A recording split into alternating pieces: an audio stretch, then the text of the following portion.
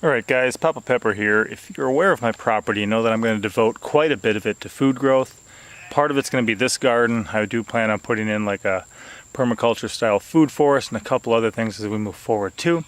But even though I'm devoting a large area, and even though I'm making a lot of large walkways and stuff like that through the garden, I do want to be kind of maximizing my potential in certain areas to make sure that I'm not just wasting a ton of space. There is a certain there's a certain thing to be able to enjoy your time and be relaxed and just have room to operate in the garden, but also it's got to be growing stuff. So a while ago I was talking about maximizing the space when you're using raised beds and trellises, and pretty much having your raised beds and then over your walkways between your raised beds putting your trellises.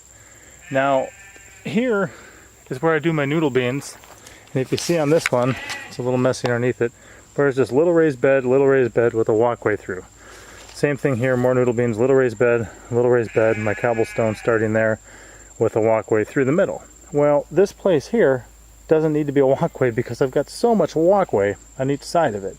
So this place here, I actually got a little pile of pepper seedlings that never made it in yet. Other pepper plants are real nice and big now. Some little seedlings are still popping in.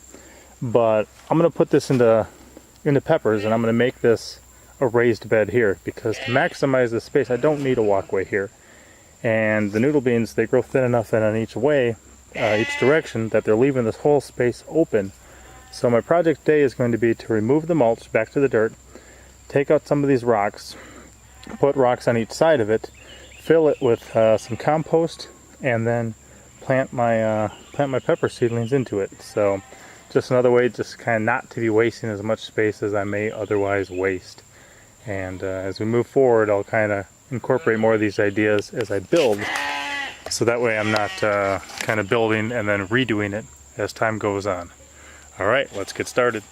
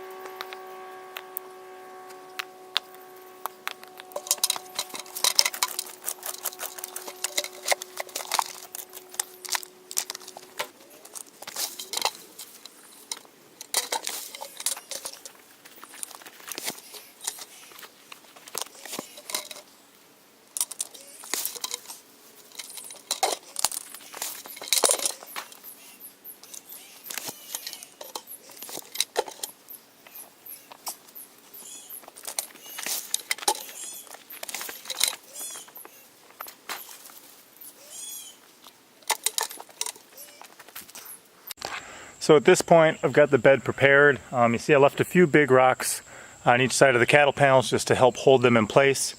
In case anything would happen, I wouldn't want them to fly out of the ground and uproot my plants and cause a mess in here and probably kill all the peppers in the middle. And then I just kind of added my rocks borders on the edge. So now, like I said, I'm still going to have a walkway through there and a walkway through there. I got to move that obviously. But we've got a nice raised bed in the middle, starting to kind of maximize more of our garden space. So I'll get my little pepper seedlings planted in here, and then we'll go up from there. So the compost I used was some stuff we made ourselves with garden scraps, table scraps, rabbit and chicken manure, leaves and stuff like that, and some of the leaves we just raked off the forest floor. That's why you'll see there was so many sticks in there.